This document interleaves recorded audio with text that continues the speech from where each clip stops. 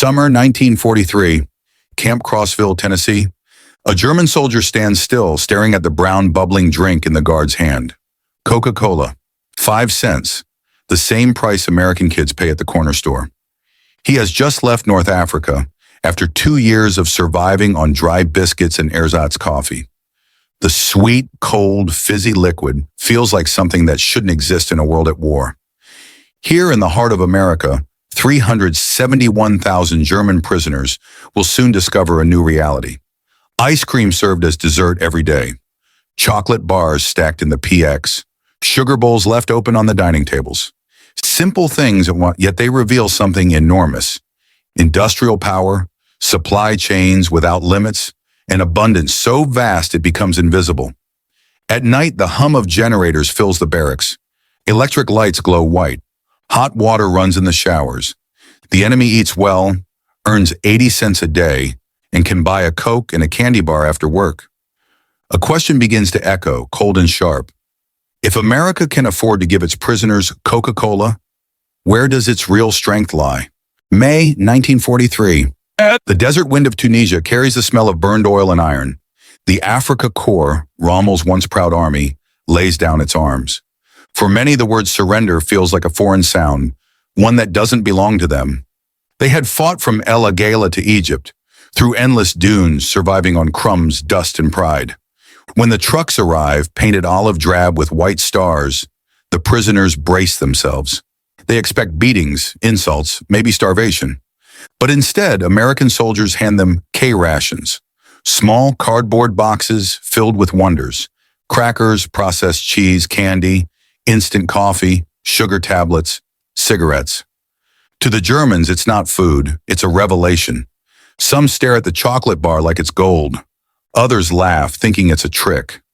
One officer later wrote, "We expected to be starved. Instead, they fed us better than our own army ever had." That confusion between fear and generosity marks the beginning of a psychological war that no one had planned. Weeks later, Liberty ships cut across the Atlantic, loaded with prisoners. Each massive vessel, built in only 42 hours at peak production, carries hundreds of captured Germans. They expect chains and filth. Instead, they receive fresh bread, meat, vegetables, and coffee with sugar and milk, about 3,500 calories per day. The ship's refrigerators hum constantly, keeping food fresh through the 2-week voyage. On July 4th, 1943, the USS General M.B. Stewart serves ice cream to all on board. 10 gallons per batch, made in a machine deep in the galley. For men who hadn't seen ice cream since before the war, that frozen sweetness in the middle of the ocean feels unreal. They look at each other, spooning cold cream into their mouths, and realize that the enemy has built ships not only to fight, but to make dessert at sea. When the ships dock at Norfolk and Newport News, the prisoners step onto American soil for the first time. They are surrounded by something they were told didn't exist: order, prosperity, excess. The Norfolk Naval Base stretches across 4,300 acres. It handles more cargo in a day than most German ports manage in a week. At the docks, they see PX stores, shelves lined with candy bars, Hershey, Mars, Nestle. Each costs 5 cents, the same price paid by civilians across the country. On the trains heading inland, they sit in passenger cars, not cattle wagons. Dining cars serve fried chicken, vegetables, pie, and coffee. They ask the guards, "Is this special treatment?" The guards laugh. "No, that's just lunch." By the time the trains reach the camps of Tennessee, Texas, and Alabama, many of the prisoners have already realized they are no longer in a land of propaganda. They are inside a machine that runs on abundance. Camp Crossville, Tennessee. Rows of wooden barracks under tall pines. Electric lights, hot water, flush toilets, heated rooms. Nothing resembles the camps they had imagined. Inside the PX, the camp store, the real transformation begins. The shelves hold soft drinks: Coca-Cola, Pepsi, Dr. Pepper, RC Cola, candy bars, ice cream, cigarettes, fresh fruit, beer with 3.2% alcohol. Everything costs the same as outside. 5 cents for a Coke, 5 cents for a bar of chocolate. Each prisoner earns 80 cents a day for labor, later raised to $1. That means a man can buy 16 treats a day, an impossible number in Germany, where sugar and chocolate are rationed by the gram. To them, every purchase is not a transaction, it's a crack in ideology. Nazi propaganda had promised a disciplined, heroic Germany and painted Americans as lazy consumers drowning in luxury.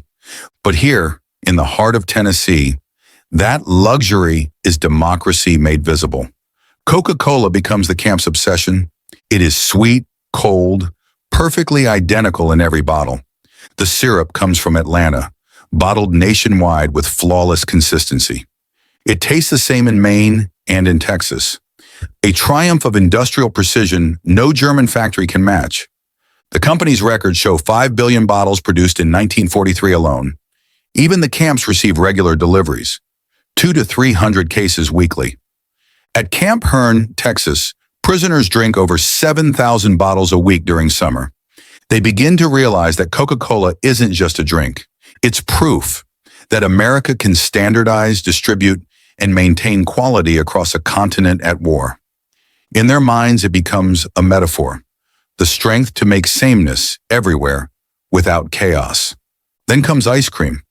At first, it seems like a rumor, too absurd to believe. But soon, barrels of cream and sugar arrive. In July 1943, Camp Shelby celebrates Independence Day with hand-cranked ice cream made in front of the prisoners. They watch ice, salt, and cream churn into frozen delight under the southern sun. The Americans laugh, scoop, and serve everyone, even the Germans. One sergeant jokes, "We've got enough for seconds." The prisoners stare in disbelief. They had seen comrades die for a crust of bread. Now their captors are using milk and sugar, luxury items in Europe, for dessert. By 1944, most camps own electric ice cream machines. Chocolate, vanilla, strawberry, butter pecan. The variety exceeds anything German ice cream parlors ever offered before the war. That realization hits harder than defeat itself. If the enemy can afford to feed his captives better than Germany feeds its soldiers, what does that say about the Reich's greatness? Sugar, the most basic symbol of abundance. In Germany, civilians receive 280 grams per month when available. In American camps, sugar bowls sit openly on mess hall tables. Quartermaster records show shipments of 100-pound bags weekly to each camp. Once, at Camp Aliceville, Alabama, a shipment hardened in the summer humidity. The kitchen staff dumped several hundred pounds into the trash and ordered more. The German cooks begged to salvage it. The Americans laughed. It's cheaper to replace than to fix. That single act, wasting sugar, shakes the prisoners deeply. They realize they are living in a world so productive that even mistakes taste sweet. Day after day, they witness the same lesson. The enemy is not cruel, but capable. Every system works. Food, logistics, pay, supply, maintenance. Nothing runs out. Slowly, ideology erodes. Some still cling to the Reich's myths, calling America decadent, soft. But others start to question everything. One officer writes in his diary, "Perhaps we were not the strong ones after all. Strength I see now is the ability to feed both friend and foe." November 1943. Across the U.S., the same menu is served to every American soldier and to every German prisoner. Roast turkey with stuffing, mashed potatoes and gravy, sweet potatoes, cranberry sauce, vegetables, pumpkin pie, coffee, and milk. The scale of logistics defies imagination. 425,000 prisoners and millions of troops each serve the same traditional Thanksgiving meal on the same day. To the Germans, it is not just generosity, it is organization as art. They realize America's strength lies not in its guns, but in its ability to coordinate millions of meals without failure.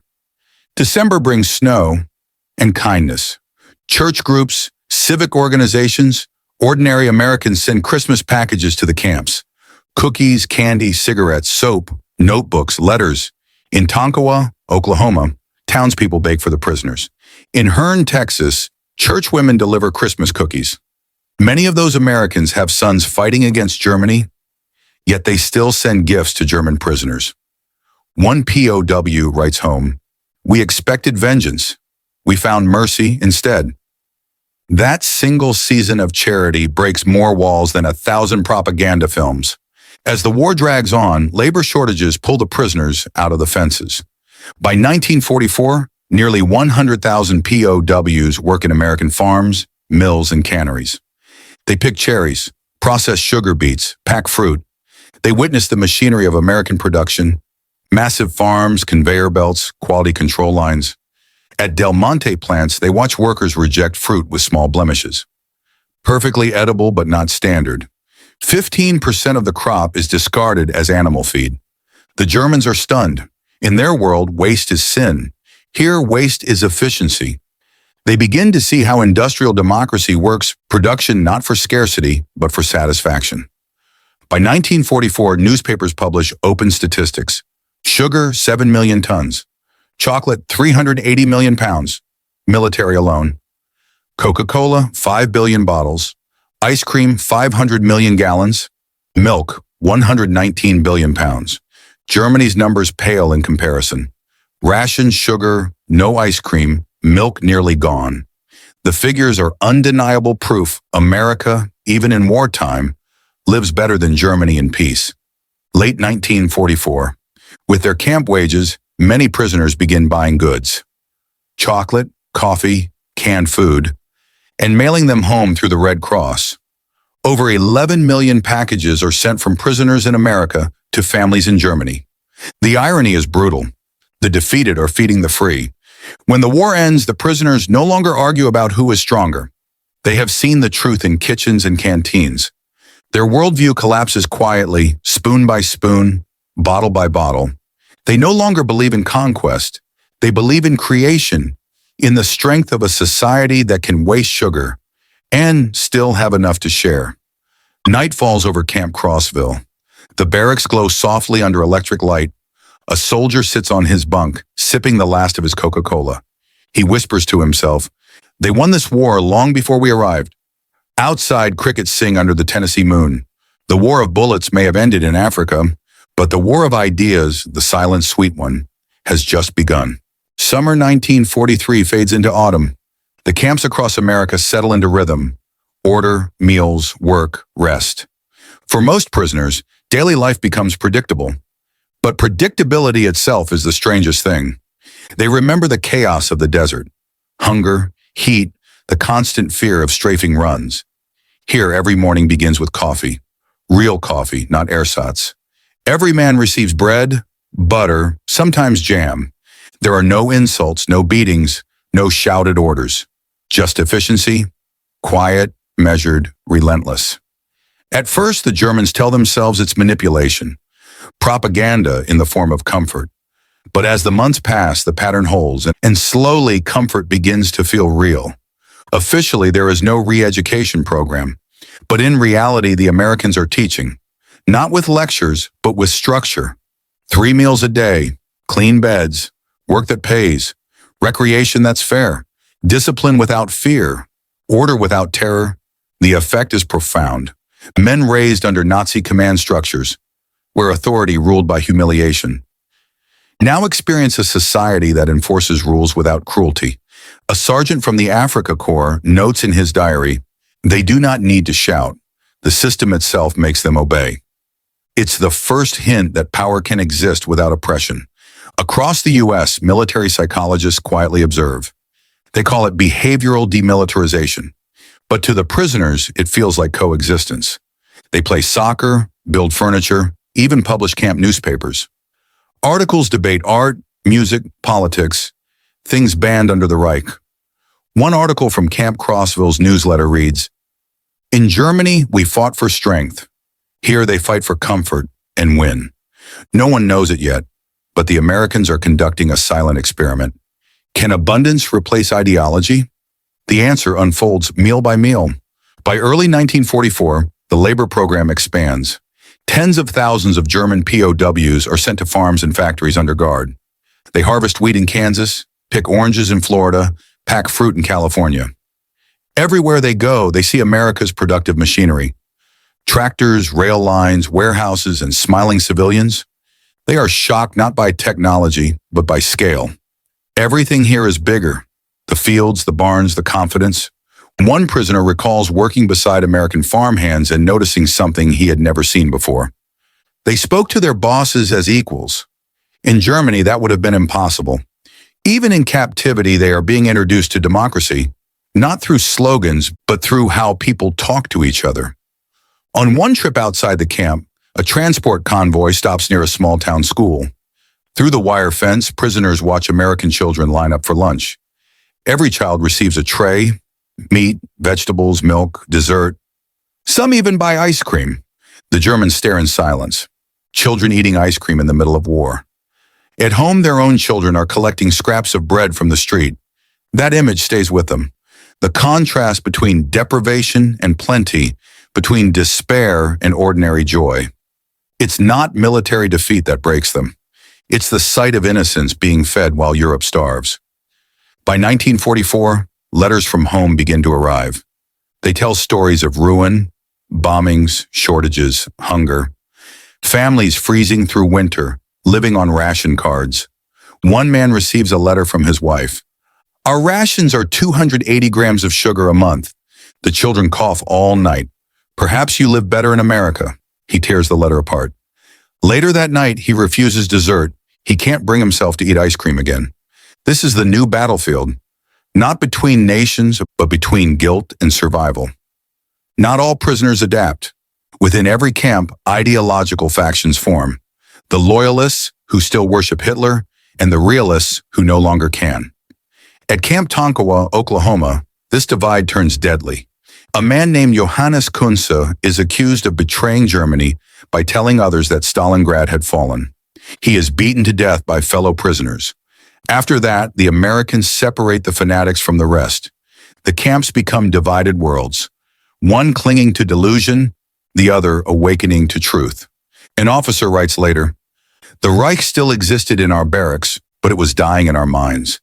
In the open camps where prisoners are trusted to work outside, life begins to resemble freedom. They walk among Americans, visit farms, even enter diners under guard. For the first time, they experience equal service. A soldier and a farmer, a bank clerk and a black laborer. All eat at the same counter, pay the same price. One menu reads, hamburger 25 cents and Coca-Cola 5 cents, pie 15 cents, ice cream sundae 25 cents, full dinner 70 cents. They stare at the chalkboard prices, realizing something radical. Equality can exist, and it can be delicious. A German officer later said, "In America, wealth was not hidden, it was shared." That frightened us more than their bombs. The engineers among them are obsessed. How can every bottle of Coca-Cola taste identical? How can ice cream be produced by the ton and shipped across thousands of miles? How can trains run on time without military discipline? They begin to understand the invisible web: standardization, distribution, automation, logistics.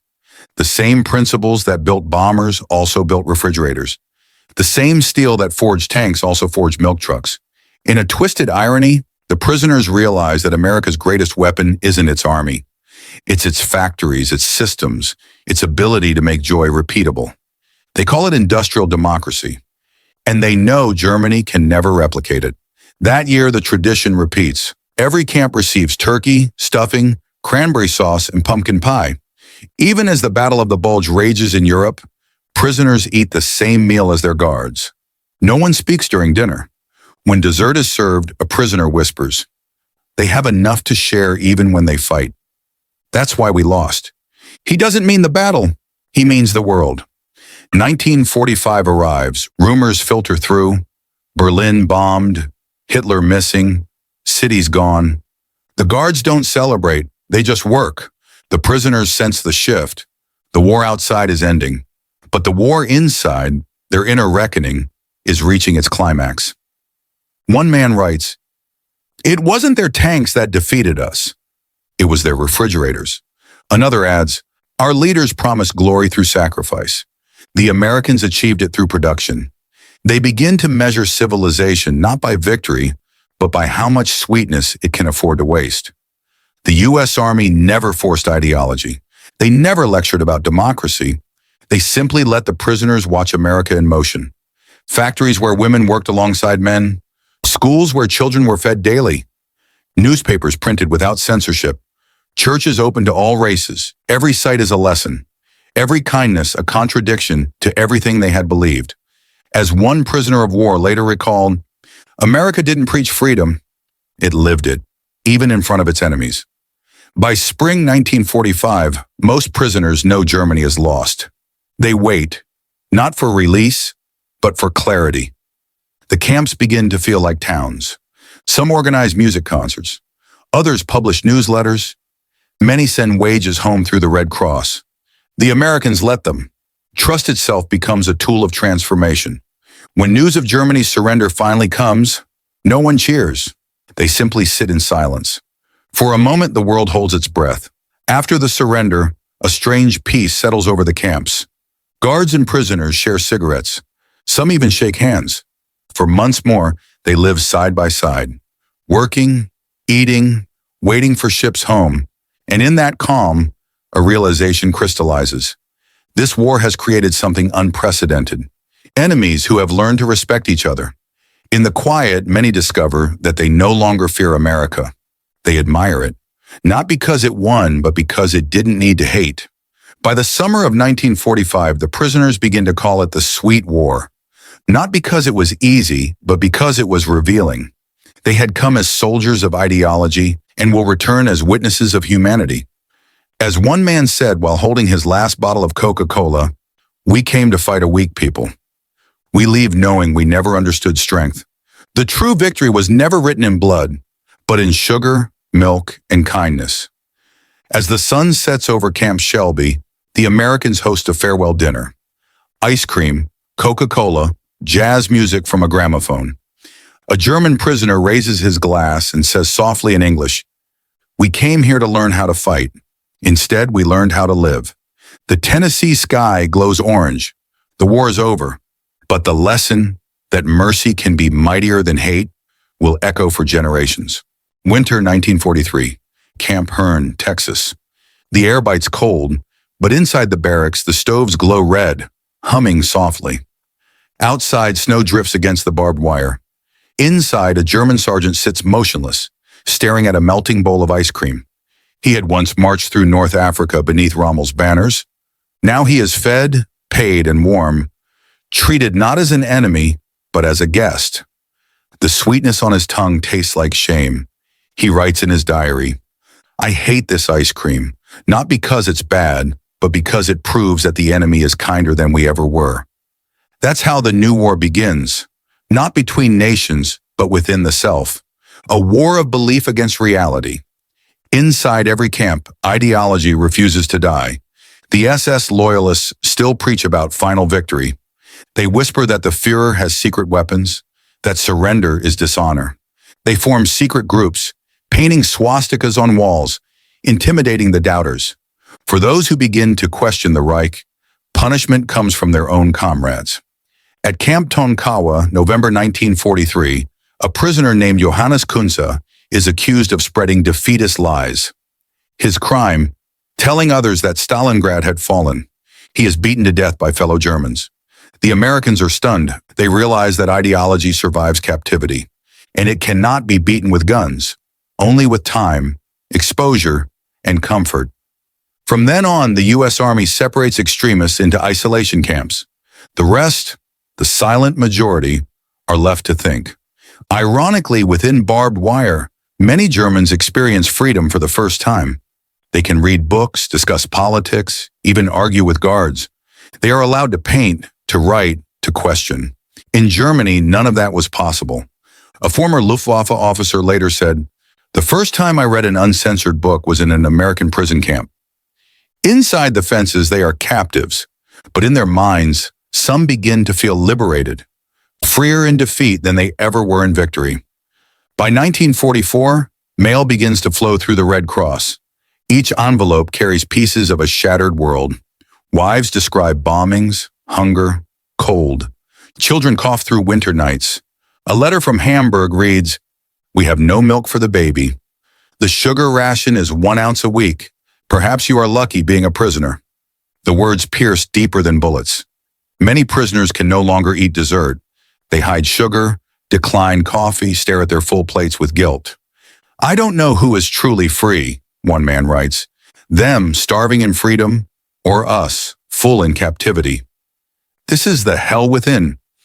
Not torture by others, but the unbearable weight of mercy. Some prisoners begin to speak openly. America is not weak. Democracy is not chaos. Abundance is not decadence. They are immediately ostracized. The remaining Nazi cells declare them traitors. A silent boycott begins. No one talks to them, eats with them, or even looks at them. In the camp newspapers, their names vanish. Isolation replaces punishment. Yet their quiet defiance spreads.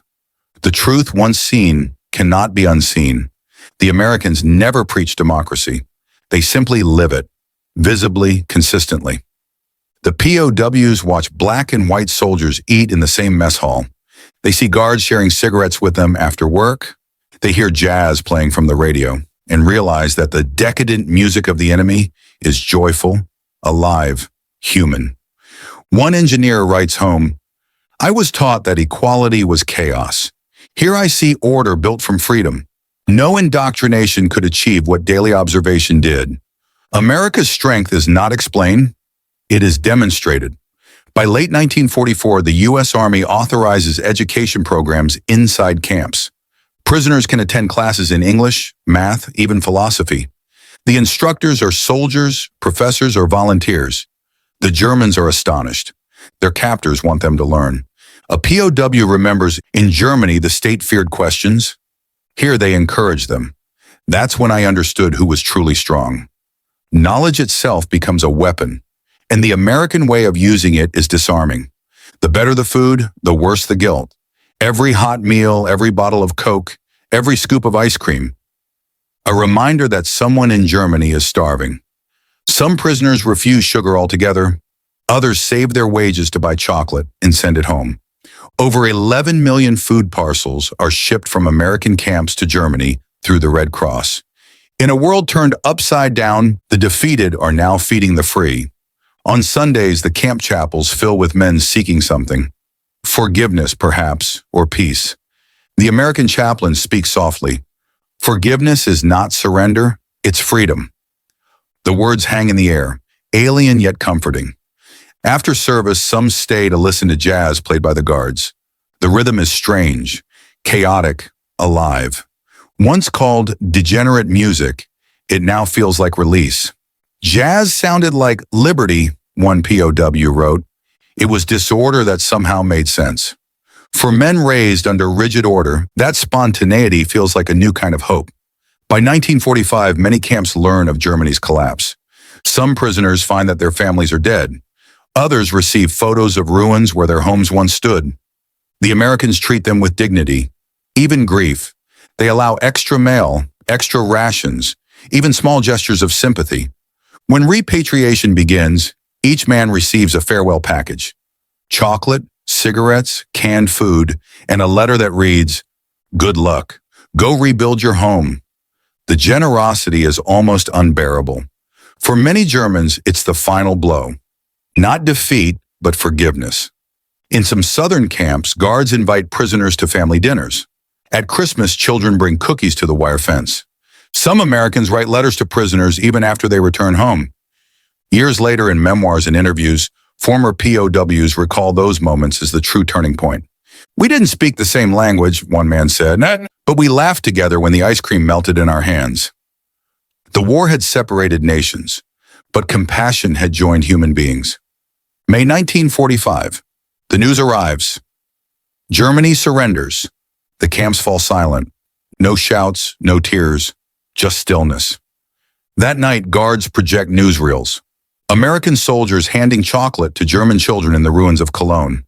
The prisoners watch in disbelief. Some cry quietly.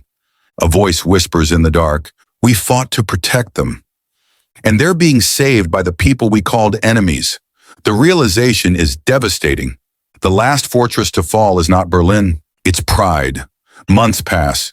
Repatriation begins slowly. Before leaving, many POWs undergo medical checks. Most are healthier than when captured. They return home with strange new habits, drinking Coca-Cola for breakfast, smiling at strangers, eating ice cream on hot days. To their families, they seem changed, quieter, gentler, more curious. They no longer praise war. They speak about machines, systems, efficiency, about how things worked in America. They talk about fairness, standardization, equality. Concepts once alien now make sense. They carry back not souvenirs, but a blueprint for a new Germany. In retrospect, they realize what had happened. Their hell was not hunger or pain. It was abundance that stripped away illusion. The Americans had defeated them by giving them too much to hate, too much kindness to despise, too much food to justify their own suffering. Every candy bar, every Coke bottle, every bowl of ice cream was a mirror reflecting the lie they had lived. Hell, one man later said, was understanding we were wrong. The night before the last transport leaves Camp Shelby, a group of Germans gathers outside the barracks. They sit quietly, sharing cigarettes and melting ice cream. A young man looks up at the floodlights and murmurs in English, "Hell wasn't the war. Hell was realizing we were wrong." No one answers. The music from a distant radio fades into the dark. The Tennessee night is still, almost sacred. The war that had burned continents has finally reached peace, not in treaties but in the hearts of men who have seen mercy. They have endured the hell within and walked out transformed. May 1945, Camp Crossville, Tennessee. The radio crackles through static. Germany has surrendered unconditionally. In the mess hall, no one speaks. A few look down at their plates. Others glance at the guards, men who now seem less like enemies and more like reflections. One prisoner, a former Africa Corps lieutenant, whispers to himself, "Perhaps we lost the war the day we first saw that brown drink in their hands." He isn't talking about tanks or bombers. He means Coca-Cola, the symbol of a civilization that could sweeten war and still smile. By the time Germany collapses, there are over 425,000 German prisoners in more than 500 camps across the United States. The statistics tell a story beyond emotion. Average calories per man, 3,400 a day. Health rating, 98% fit or improved. Daily wage, up to $1. Food supply, uninterrupted, abundant, routine. It's a level of prosperity Germany had not seen in peace, let alone defeat. The prisoners begin to realize that America's true weapon is not firepower, but stability. Here, even the enemy eats well. In November 1945, the camps host one final holiday before repatriation. Turkey, stuffing, cranberry sauce, pumpkin pie, ice cream. The same menu served to American soldiers everywhere. At Camp Shelby, a U.S. officer stands before the assembled prisoners. He raises his glass of Coca-Cola and says quietly, "We don't know what you believe in, but we believe a man treated fairly will not want another war." For a long moment, the hall is silent. Then one by one, German prisoners lift their bottles and repeat the same toast. To peace. The sound of clinking glass echoes through the wooden hall, the sound of ideology dissolving into understanding. Autumn arrives, and with it, transport orders. Long trains roll toward New York, Newport News, and New Orleans. Each prisoner receives a small farewell package, a chocolate bar, a tin of coffee, a packet of cigarettes, and a note that reads, "Good luck, go rebuild your home." Many keep that note for the rest of their lives. On the docks, they watch cranes load wooden crates labeled Coca-Cola onto ships, not for war, but for relief operations in Europe. The same drink that comforted captives will now comfort the liberated. It's the quiet beginning of a new kind of victory, a victory of supply over starvation, generosity over revenge. When they step off the ships in Bremerhaven and Hamburg, they find not a homeland, but a graveyard of cities. Entire neighborhoods reduced to rubble. Women and children thin as ghosts. The smell of smoke still clinging to the ruins. They open their suitcases, tins of coffee, chocolate bars, canned milk, and hand them to family members who haven't tasted such things in years. A mother writes in her diary, "My son was taken by the Americans. He returned fat and gentle, carrying sweets and forgiveness."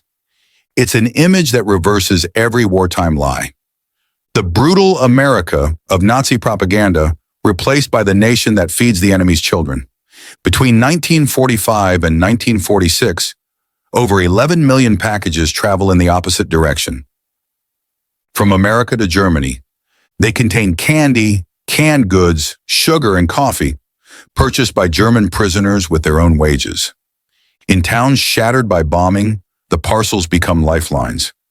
Families open them and find English labels, Hershey logos, tins marked U.S. Army. One woman weeps as she holds a bar of chocolate. It came from my husband, from the people we called our enemies. That contradiction, mercy from the victor, nourishment from the foe, begins to heal a broken identity. The war of machines is over. The war of meaning has just begun. When occupation forces establish control, the Allies begin rebuilding Germany. Roads, factories, schools. But the first advocates for cooperation are not generals. They are former prisoners. Men who once swore loyalty to Hitler now speak openly about America's efficiency, fairness, and order. They describe the camp kitchens, the PX shelves, the discipline without cruelty. At first, few believe them. How could the enemy have been civilized? But the stories multiply, from Texas, from Alabama, from Nebraska, and slowly the German people begin to listen. A new conviction emerges. Perhaps strength lies not in obedience but in organization, not in conquest but in production. By 1947, the men once called enemies become messengers of democracy. They find jobs in factories, in logistics, in new retail ventures. They bring with them the lessons of the American system: supply chains, standardization, price equality, customer trust. One former prisoner, Heinrich Kessler of Camp Hearne, uses his savings to open a small grocery store in Frankfurt. He arranges the shelves like the PX. Everything visible, prices fixed, clean, and bright. Within 10 years, his idea evolves into one of West Germany's first supermarket chains. He later said, "I learned capitalism from inside a prison fence." From those small stores grows the Wirtschaftswunder, the economic miracle, a rebirth built on the memory of abundance. In 1949, Coca-Cola officially reopens its bottling plant in Frankfurt.